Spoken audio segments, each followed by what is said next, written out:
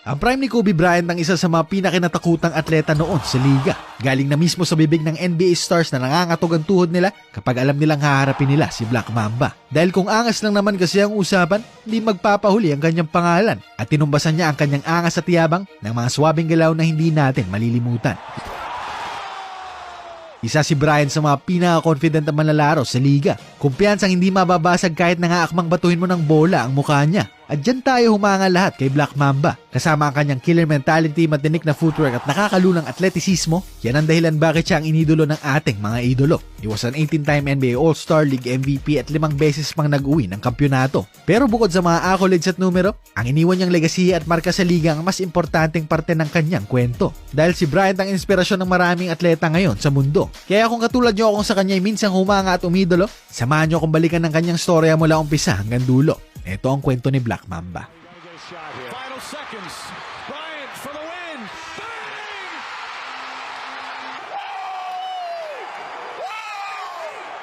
Napili si Kobe bilang 13th pick ng 1996 NBA draft. Chosen by the Hornets noon, kagad siyang tinrade papuntang Lakers sa parehong gabing iyon. At umpisa pa lang ng kanyang karera, mataas na kagad ang naging ekspektasyon sa kanya. Pero madali lang naman yung binasag ni Black Mamba dahil sa rookie year pa lamang niya, naging parte na siya ng slam dunk contest at inuwi pa ang corona. Sa edad na 18 taong gulang noon, siya ang hanggang ngayong pinakabatang slam dunk champion. Pero hindi naman puro panalo ang umpisa niya sa liga dahil sa unang taon ng kanyang karera, puro kasawian sa playoffs ang naranasan niya. At ang memorable nga lang na parte ng kanyang storya ay nang makaharap niya ang idolo niyang si MJ na kanya ring napahanga. Noong 1998 nang magtapat sila, bumilib si Jordan at parang nakita muli niya ang batang bersyon niya. At si Kobe lang ata ang noong hindi na starstruck kay MJ at sa halip tinapatan pa ang angas niya. Pero sa unang 3 taon niya sa liga, tanging 13.7 points at 3.2 rebounds per game lang ang kanyang naitala. At nagbago lang ang tono ng kanyang storya nang umeksena na ang bagong coach ng kanilang prangkisa. 1999 pumwesto si Phil Jackson bilang bagong coach ng kanilang sistema.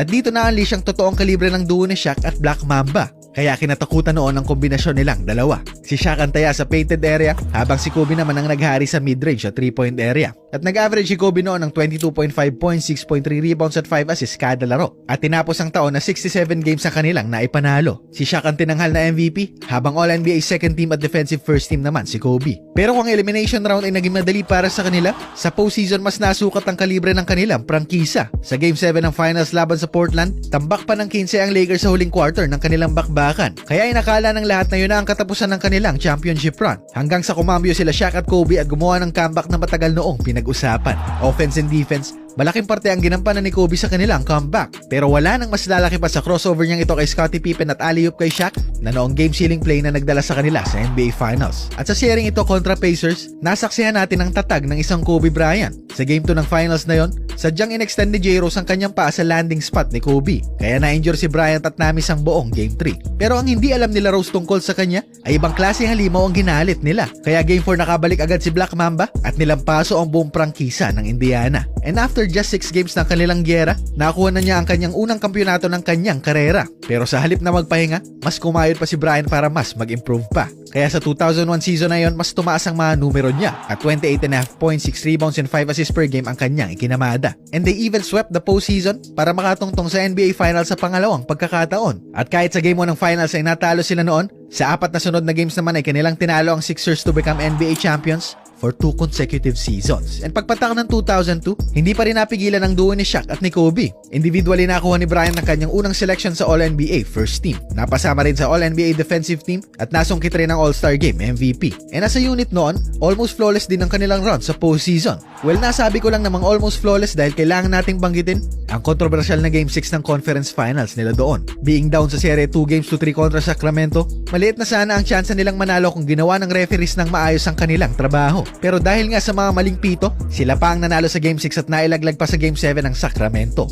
At sa NBA Finals, winalis lang nila ang Nets para sa kanilang pangatlong kampyonato. Kaya matapos ang 2002 season nila, si Kobe na ang kinilalang best offensive player ng liga. Alam niya kung saan at kailan titira at kung kailan at papaano papasa. Pero ang problema, minsan talaga nahihirapan siyang bitawan ng bola. kahit nahirap na siya sa opensa at marami namang libre sa kanyang mga kasama. At bukod rito, si Kobe rin ang isa sa mga pinakamatinik noon sa depensa. Kaya madalas siya ang gumagwardya sa mga pinakamalaking offensive threat ng kalaban nilang prangkisa. At sa lalim ng offensive bag niya, kahit na anong depensang ibato sa kanya ay nagagawa niya ng paraan. Yung tipong akala mo wala na siyang pupuntahan, pero magugulat ka na lang biglang nililista na ang 2 puntos sa kanyang pangalan. Taong 2003 nga, 55 points lang naman ang pinuntos niya kontra Jordan. At sa playoffs naman, 32 points per game ang kanyang pinakawalan. Pero maaga silang nalaglag ng Spurs sa round 2 pa lamang. Dahil ang naging problema nila noon ay sa chemistry sila nagkulang. Dahil pagpatak ng 2004, lumala na ang away ni Shaq at ni Bryant. At umabot pa nga sa puntong sa national TV ay personal na ang kanilang parinigan.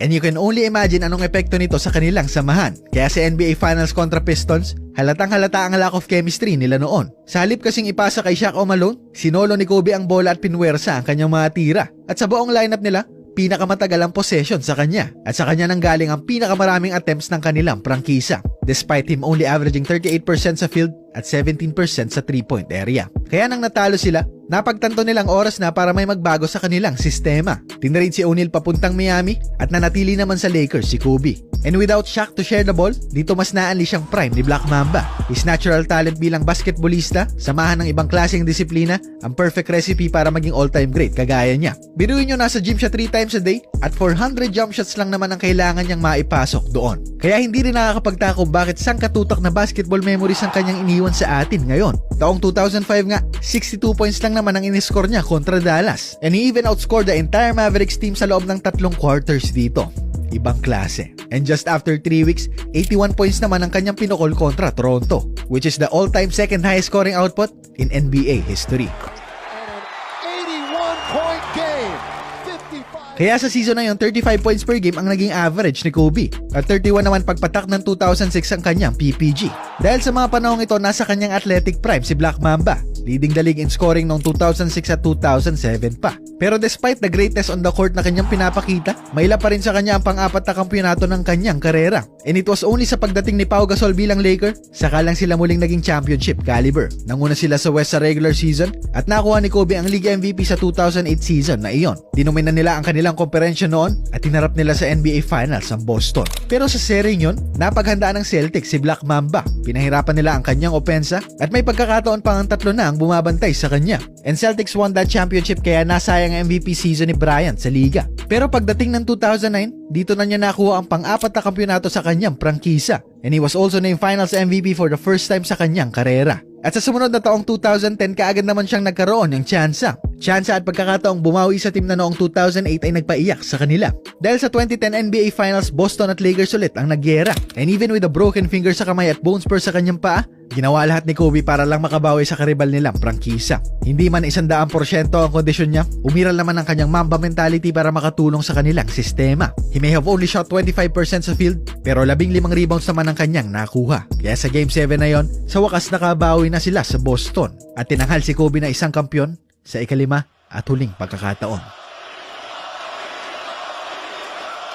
Ang mga sumunod na taon para kay Kobe kasi ay hindi na kasing ningning ng kanyang MVP at championship seasons. Budbud na ito ng injuries, frustrations, at bad management decisions. Obvious na ang kanyang pagtanda at para palalain pa ang sitwasyon, April 2013 napunit pa ang kanyang Achilles tendon. Pero Kobe being Kobe, pinasok pa niya ang 2 free throws na iyon at nilakad lang na parang wala lang ang pinakamalalang injury sa sport na basketball. At kahit na gustuhin niyang fully makarecover para sa kanyang prangkisa, nagsunod-sunod na ang mga injuries na kanyang ininda. Matapos ang Achilles, tuhod naman, and then balikat, at kung ano-ano pang injury na hindi na rin kinaya ng Mamba mentality. Kaya 2016 formal lang nagretiro si Kobe. At taliwas sa kanyang on-court personality, dito mas nakita na nating nag-e-enjoy siya at madalas nang nakangiti.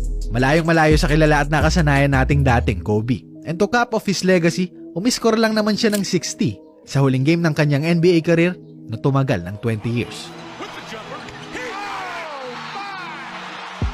At tulad kung paano siya na-inspire ni MJ bilang isang atleta, si Bryant ngayon ang inspirasyon ng mga nangangarap maging matagumpay na basketballista. Kaya sigurado naman akong hindi agad siya mawawala sa ating mga alaala.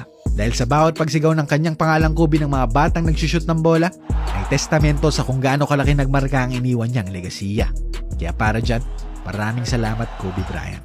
Mamba out.